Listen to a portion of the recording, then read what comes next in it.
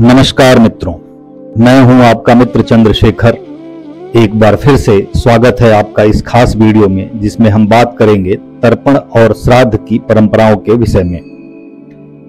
यह वे भारतीय रीति रिवाज हैं जो हमारे पूर्वजों को सम्मान और श्रद्धांजलि देने के लिए किए जाते हैं। तर्पण और श्राद्ध हमारे संस्कृति के गहरे मूल्यों से जुड़े हुए हैं, जिनमें हमारे पूर्वजों की आत्मा की शांति और उनके प्रति कृतज्ञता प्रकट करने के लिए किया जाता है।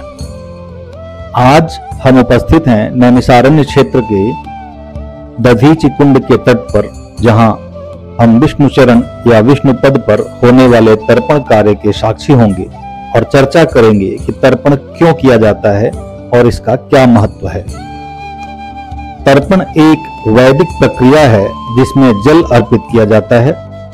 यह संस्कृत शब्द तृप से लिया गया है, जिसका अर्थ होता है संतुष्ट करना। तर्पण के माध्यम से हम अपने पितरों यानी पूर्वजों को जल अर्पित करके उन्हें तृप्त करते हैं। यह पूजा का एक ऐसा महत्वपूर्ण हिस्सा है जिसमें पितृपक्ष में विशेष रूप से पितरों को याद किया जाता है। तर्पण की प्रक्रिया में आमतौर पर किसी पवित्र नदी या जलाशय के पास बैठकर जल को हाथ से छोड़ते हुए मंत्रोच्चार किया जाता है।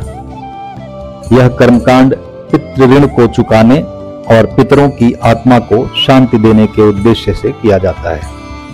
श्राद्ध का अर्थ है श्रद्धा और भक्ति से किया गया कार्य।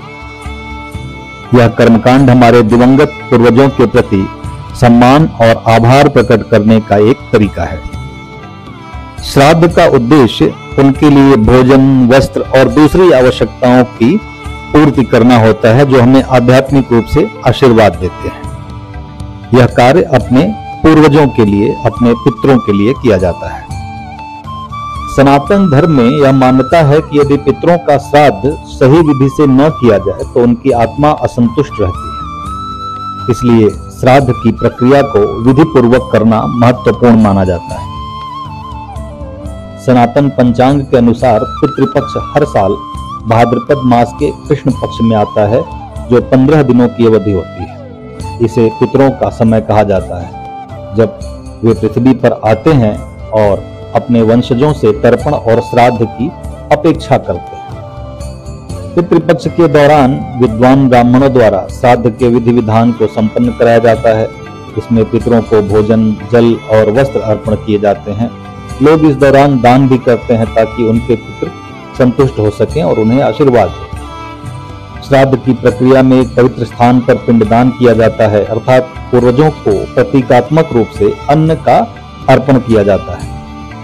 और तर्पण की प्रक्रिया में पितरों के नाम पर जल अर्पित किया जाता है। इस सारी प्रक्रिया के अंत में ब्राह्मणों को भोजन कराकर आशीर्वाद लिया जाता है, जिसे ब्राह्मण भोजन कहा जाता है। और यह माना जाता है कि ब्राह्मणों को भोजन कराने से पितृ संतुष्ट होते हैं। तो तर्पण और श्राद्ध का धार्मिक और आध्यात्मिक महत्व है।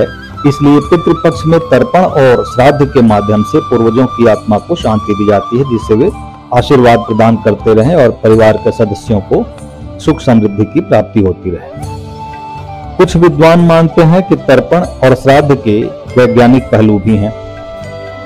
अब जलाशय के निकट पिंडदान और तर्पण करने से जो अन्न कण जल में प्रवाहित होते हैं, उससे जलजीवों को भोजन प्राप्त होता है। जैसा कि आप सभी जानते हैं, पितृपक्ष वर्षा ऋतु के अंतिम चरण में आता है, जब अधिकांश जलचर संतति उत्पन्न करने की प्रक्रिया में होते हैं। तो इस काल में उन्हें अत्यधिक पोषण की आवश्यकता होती है।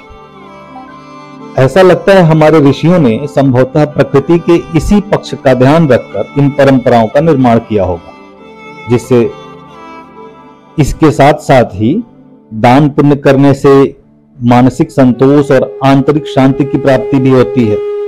तो पितृपक्ष हमें हमारे मृत पूर्वजों के प्रति आभार व्यक्त करने का अवसर प्रदान करता है। साथ ही उन्हें कृतज्ञता ज्ञापन और आदर भाव की अभिव्यक्ति का भी एक तरीका प्रदान करता है। और इसके साथ साथ प्रकृति के साथ सामंजस्य बिठाकर प्राकृतिक जल जीवों को उनके लिए उपयुक्त भोजन उपलब्ध कराने का भी एक तरीका देता है। तो ये कर्मकांड हमें यह याद दिलाते हैं कि हम जो भी हैं वह हमारे पूर्वजों के कारण हैं। तर्पण और श्राद्ध में सिर्फ अपने माता पिता ही नहीं, वरन अपने पिता की पिछली 3 पीढ़ी, अपनी माता की पिछली 3 पीढ़ी, अपनी पत्नी की पिछली 3 पीढ़ियों और अपने इष्ट मित्र, बंधु बांधव एवं अन्य सगे संबंधियों की विगत 3 पीढ़ियों तक को याद किया जाता है।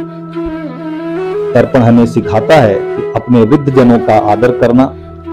तर्पण हमें समाज, परिवार और प्रकृति से जोड़ता है। श्राद्ध पूर्णतया श्रद्धा का विषय है। इसे आदर और श्रद्धा पूर्वक किया जाना चाहिए, जितना संभव हो सके किया जाना चाहिए। आपको शायद पता हो, बिहार राज्य के गया जिले में विष्णु शरण पर सर्वाधिक लोग श्राद्ध करने जाते हैं, जहां सनातन के मानने वाले हर व्यक्ति को अवश्य जाना चाहिए, ऐसा कहा जाता है।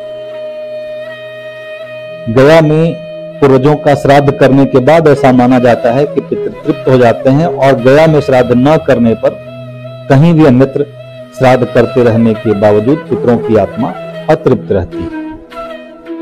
तो मिश्रिक के दधीचि कुंड पर तर्पण क्यों? तो आपको बताते चलें कि गया में जिस प्रकार विष्णु शरण है, उस प्रकार दधीचि कुंड मिश्रिक में भी विष्णु शरण है।